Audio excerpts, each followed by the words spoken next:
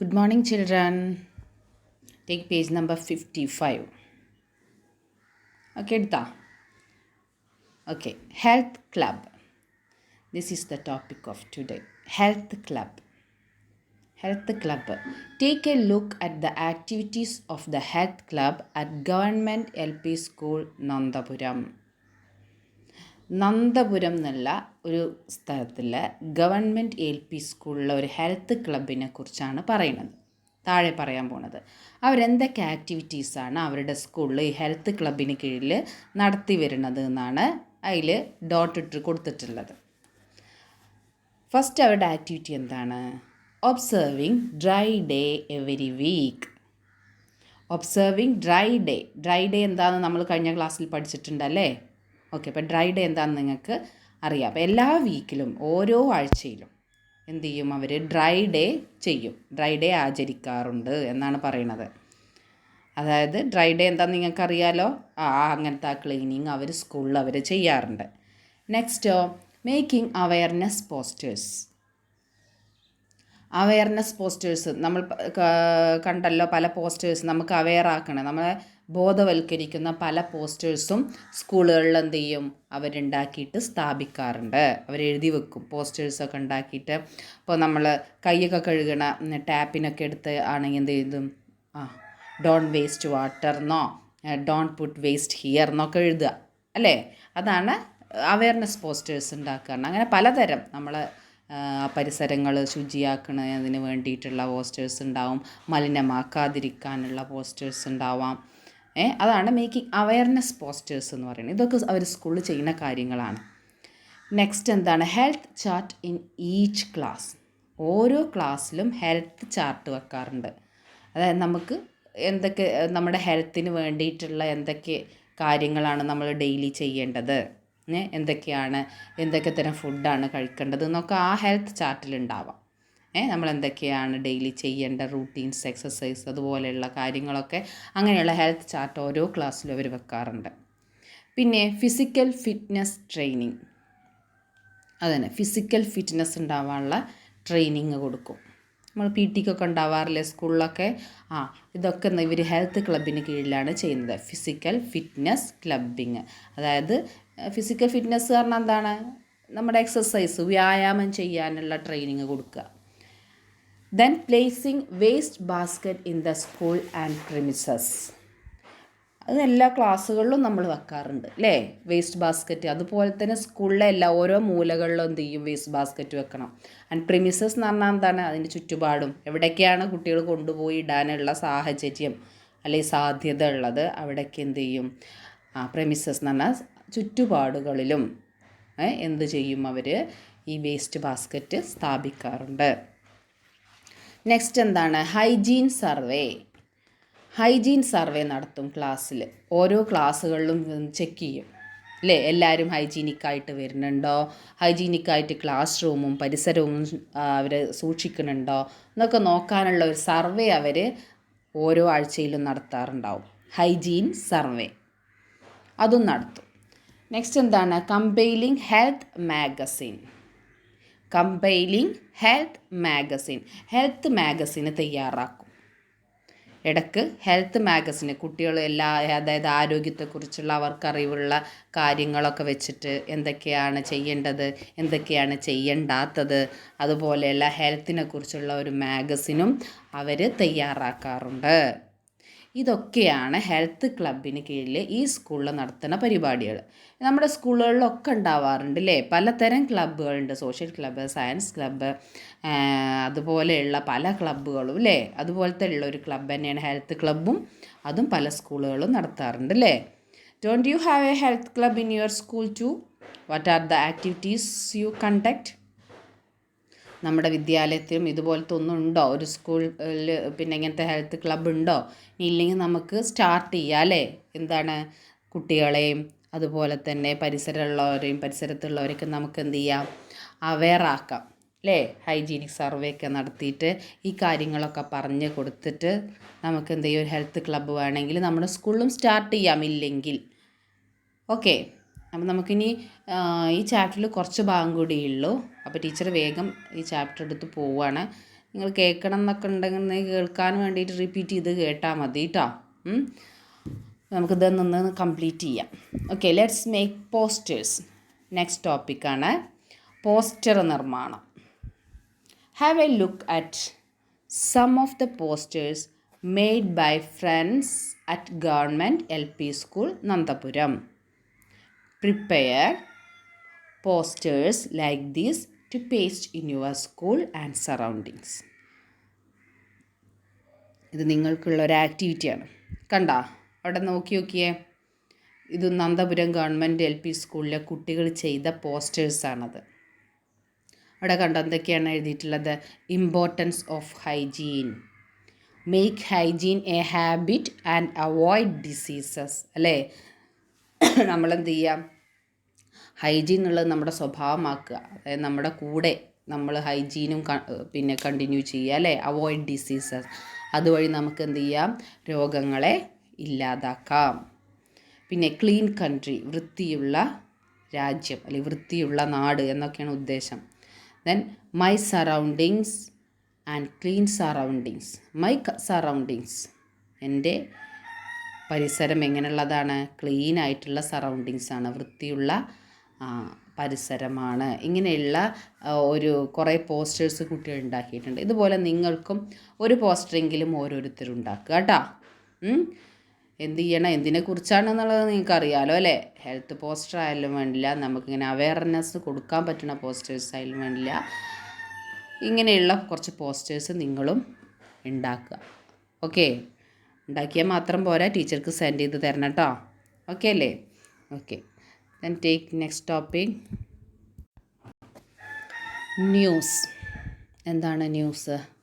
Look at some headlines that appear in newspapers. ഇപ്പോൾ ഈ news, ഇങ്ങനത്തെ തരം ന്യൂസ് തന്നെയാണ് നമ്മൾ എപ്പോഴും കേട്ടുകൊണ്ടിരിക്കണം അല്ലേ. എന്താണ്? Rat fever spreads, people in panic. അതായത് ചില സമയങ്ങളിൽ എന്താണ്, എപ്പിഡമിക്സൊക്കെ വല്ലാതെ ഉണ്ടാവുന്ന ടൈമാണ്. എപ്പിഡമിക്സ് എന്ന് പറഞ്ഞാൽ പകർച്ചവ്യാധി അല്ലേ, അങ്ങനെയുള്ള രോഗങ്ങളൊക്കെ എപ്പോഴും പകരുന്ന ചില സമയങ്ങളുണ്ട് ആണല്ലോ.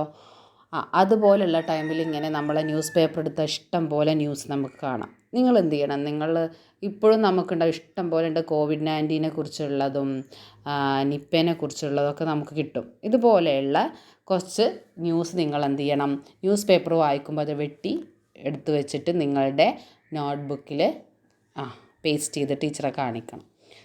നിങ്ങൾക്ക് കിട്ടുന്ന തരം ന്യൂസ് പേപ്പർ ഒരു 4-5 ആയാലും വേണ്ടില്ല, കിട്ടുന്നതൊക്കെ നിങ്ങൾ എന്ത് ചെയ്യണം, കളക്ട് ചെയ്തിട്ട് അത് നിങ്ങളുടെ സയൻസ് ബുക്കിൽ നിങ്ങൾ ഒട്ടിച്ചിട്ട് ടീച്ചർക്ക് കാണിച്ചു തരണം കേട്ടോ.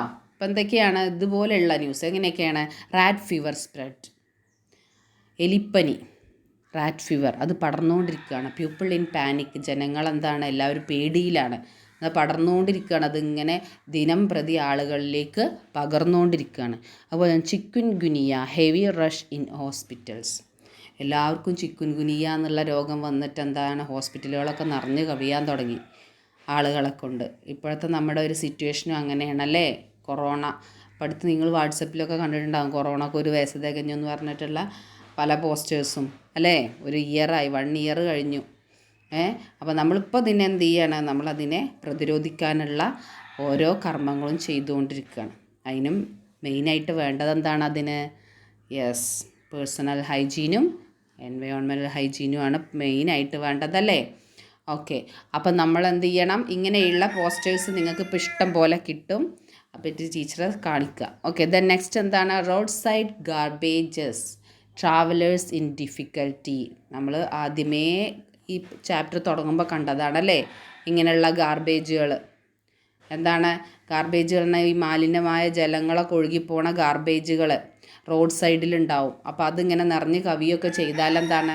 Travellers in difficulty. അതെ, നമുക്ക് വഴിയരികിലൂടെ നടക്കാൻ പറ്റില്ല.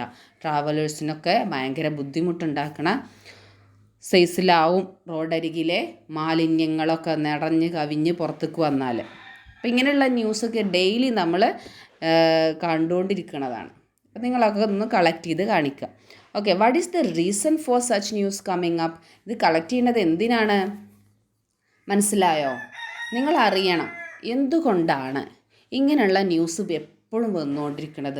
ഒന്നും ചെയ്തു കഴിഞ്ഞാൽ നമുക്ക് ഒരു പ്രാവശ്യം വന്നാൽ നമ്മൾ പഠിക്കൂല അല്ലേ. നമുക്കറിയാം ഇവിടെ എങ്ങനെ ക്ലീൻ ചെയ്താൽ ഇതൊന്നും വരില്ല എന്ന്. എന്നിട്ടും പിന്നെയും ഇങ്ങനത്തെ ന്യൂസുകൾ തന്നെ വരാൻ കാരണം എന്താണ്? നിങ്ങൾ അതിനെപ്പറ്റി നമ്മൾ സ്വയം അവെയർ ആവണം ആദ്യമല്ലേ. What is the reason for such news coming up? എന്താണ് ഇതിനൊക്കെ പിന്നിലുള്ള കാരണം എന്താണ്? ഇങ്ങനെയൊക്കെ വാർത്തകൾ പിന്നെയും വരാൻ കാരണം? Will such news come from hygienic places? ഇപ്പം നമ്മുടെ ചില ഫോറിൻ കൺട്രീസൊക്കെ കണ്ടിട്ടില്ലേ, എന്തോരം വൃത്തിയാണല്ലേ. അതുപോലെ നമ്മുടെ നാടും നമുക്ക് ആക്കണ്ടേ. അപ്പം നമ്മളെന്ത് ചെയ്യണം?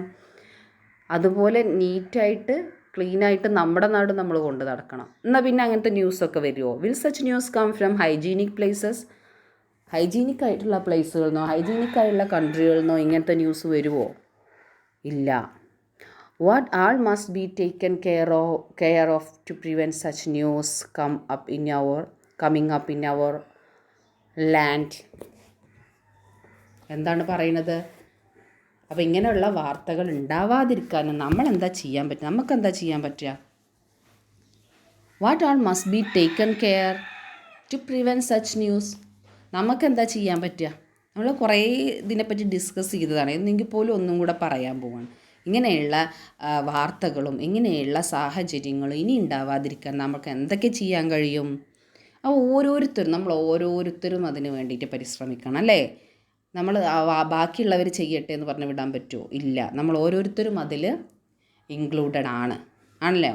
ഓക്കെ, എന്താ നോക്കിയേ. Each of us must maintain cleanliness. എന്താ ആദ്യം വേണ്ടത്? നമ്മൾ ഓരോരുത്തരും ആദ്യമായിട്ട് എന്ത് ചെയ്യണം? ഹൈജീനിക് ആയിരിക്കണം. Each of us maintain cleanliness. നമ്മൾ ആദ്യം എന്ത് ചെയ്യണം? വ്യക്തിശുചിത്വം പാലിക്കണം. Holmes and surroundings must be kept clean. നമ്മുടെ വീടും പരിസരവും ആദ്യം നമ്മൾ വൃത്തിയാക്കുക, പിന്നെ നമ്മുടെ വീടും പരിസരവും നമ്മൾ ക്ലീൻ ആക്കുക. Hygiene must be observed in public places. അതിനുശേഷം നമ്മൾ പബ്ലിക് പ്ലേസസും വൃത്തിയാക്കാൻ പോകാൻ പാടുള്ളൂ അല്ലേ. വൃത്തിയാക്കാൻ പോകുക എന്നല്ല, നമ്മൾ അവെയർ ആക്കുക ആളുകളല്ലേ. അപ്പം നമ്മൾ ഓരോരുത്തരും അങ്ങനെ ചെയ്താൽ പിന്നെ ഇങ്ങനെ പബ്ലിക് പ്ലേസസ് ഹൈജീനിക് ആവാണ്ടിരിക്കുമോ? തന്നെ ഹൈജീനാവും അല്ലേ. ഓരോരുത്തരും അവനവൻ്റെ വീടും പരിസരവും അവനവനും ശുചിയായി നടക്കാൻ തുടങ്ങിയാൽ കോമൺ ആയിട്ട് അല്ലെങ്കിൽ അതേപോലെ എന്തുവരും പബ്ലിക് പ്ലേസസും ക്ലീനായിട്ട് മാറിക്കോളും. പിന്നെയോ health awareness campaign should be conducted. എപ്പോഴും എന്ത് ചെയ്യണം? ആളുകൾക്ക് അതിനെക്കുറിച്ച് ബോധം ഉണ്ടാക്കി കൊടുക്കണം. ക്യാമ്പയിനിങ് ഒക്കെ നടത്തിയിട്ട് ഹെൽത്ത് അവെയർനെസ് ഉണ്ടാക്കിക്കൊണ്ടിരിക്കണം അല്ലേ. അതാണ് നമ്മൾ ഓരോരുത്തരും ചെയ്യേണ്ട കാര്യങ്ങൾ. നെക്സ്റ്റ് എന്താ ഒരു കോൺവെർസേഷൻ നോക്കി. നമ്മുടെ ആദ്യത്തെ കുറച്ച് നമ്മുടെ കൊതുകും ഈച്ചയും നമ്മുടെ എലിയൊക്കെ കൂടെ ഇരുന്നങ്ങാണ്ട് എന്തൊക്കെയോ ഡിസ്കസ് ചെയ്യണം. അവരെന്താ ഇപ്പോൾ ഡിസ്കസ് ചെയ്തുകൊണ്ടിരിക്കുക? അപ്പോൾ ഇങ്ങനെയൊക്കെ ഓരോരുത്തരും ചെയ്ത് തുടങ്ങിയാൽ അവരുടെ അവസ്ഥ എന്താവുമെന്ന് നമുക്ക് കാണിച്ചു തരികയാണ് അല്ലേ. എന്താണ് പറയണത്? No way here too this land is also moving towards hygiene. No way here too. ഇവിടെയും ഒരു കാര്യവും ഇല്ല കേട്ടോ. ഇവിടെ എന്തായി? നല്ല hygienic place. This land is also moving towards hygiene.